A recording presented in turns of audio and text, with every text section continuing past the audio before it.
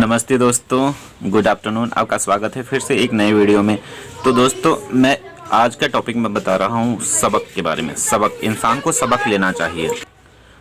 कोई भी इंसान, कोई भी पुरुष अपनी पत्नी को शादी ब्याह करके लाते हैं, उसके बाद उसे अपनी प्रॉपर्टी समझने लगते हैं। पति के इशारों पर उठो बोले तो उठे, बैठने बोले तो बैठे, और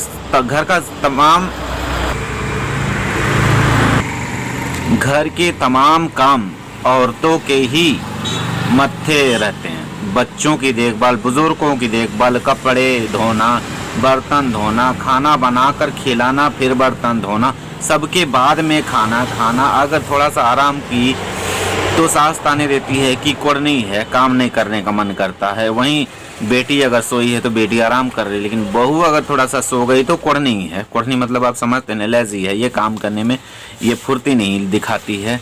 और किसी से अगर चर्चा करे, किसी से बात कर रही है तो ये बहुत बात सुनी है कि इससे बात करते रहती हैं। और उधर पति आएंगे तो पति का अलग ही रौब होगा कि चाय लाओ तो तुरंत हाजिर होना चाहिए, पानी लाओ तो तुरंत हाजिर होना चाहिए। फिर औरतों को हम देखते हैं ना कि अगर रोटी पका रही है तो बच्चा लेटरिन करके आया तो पति उसको नहीं धोएगा, ना ही पति उसको साफ करेगा। मतलब अगर कहीं कर दिया तो उसको फेंकेगा नहीं। तो क्या करते हैं, पत्नी को बुलाते हैं, उसको रोटी पकाना छोड़ करके आने पड़ता है बच्चे को सफाई के लिए, और उसकी लेटरिन को फेंकेगी। उसके बाद वो जा करके फिर हाथ धो करके साबुन से अच्छा से फिर रोटी पकाने बैठेगी। अगर रोटी किसी कारण जल गया, अगर बच्चा कहीं पर गिर गया है तो रोने लगेगा, तो औरत तो आएगी भाग भाग के कि मेरे बच्चे को क्या हो गया, देखने के लिए आएगी। तो देखेगी कि तब तक रोटी जल गया, या सब्जी जल गया, या भात जल गया, या कुछ भी ऐसा हो गया, या दूध ही उबल गया, तो उसके लिए कौन ताना सुनेगा? औरत सुनती है। तो मैं उन मर्दों को, उन पुरुषों को, उन सास ससुर सबको मैं ये समझाना चाहता हूँ कि वो भी एक इंसान है, उसको भी इंसान समझे। मुझे आज मैंने देखा कि सीमा हैदर और गुलाम हैदर का जो इंटरव्यू था, दोनों में सीमा बिल्कुल भी घबराई हुई नहीं थी। सीमा बोल रही थी कि आप मुझे मार पिटाई कर रहे थे, बहुत ज़्यादा एकदम ब्लीडिंग कर रहे थे, मेरे कान से नाक से ब्लड आ रहा था, इतना आपने मारा था। आप याद कीजिए, वो दिन ईद था और आपने मुझे मारा था, और मैं भाग के दूसरे के घर में चली गई थी, तो वहाँ से फिर आप मुझे लाए थे।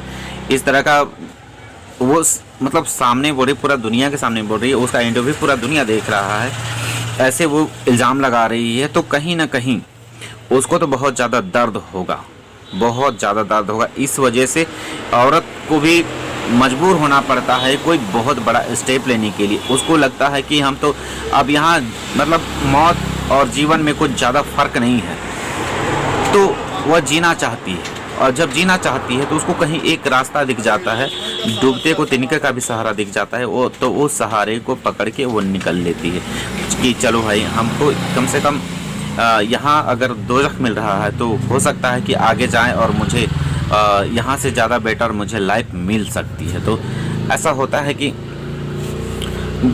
औरतों के लिए ये जो स्टेप है बहुत बहुत बड़ा स्टेप होता है। ऐसे मैंने एक बहन के बारे में सुना कि उनके कोई भाई नहीं है, वे लोग 3 बहन हैं, और जब उस बहन का ससुराल जब वो गई तो वहाँ पे उनके पति फ़ोन तक यूज़ करने नहीं देते हैं, किसी से बात करने नहीं देते हैं, और मतलब उनके इशारों पर ही चलना पड़ता है। उनकी भी जीवन एकदम मतलब बहुत ज़्यादा ये क्या बोलते हैं हम, उनका घर में कुछ भी नहीं चलता। मतलब सोचिए तो घर में एक नौकरानी का भी चलता है, लेकिन जो पत्नी होती है, पत्नी का नौकरानी से भी हालत ख़राब होता है।